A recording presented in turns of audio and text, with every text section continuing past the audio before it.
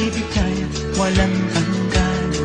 Marunong siyang magpatawad kahit na kanino man. Hindi kanya pababayaan sa oras ng kagipitan. Kung siya'y iyong tatawagan, naroon siya kahit saan. Sa puso ko'y kumakatok, di siya pinubuksan. Pag di na makaya, siya ang tatawagan. Kahit akong makasalanan, ako'y kanyang minamahal. Kay dami man ng kamalian, ako'y kanyang pinagbibigyan.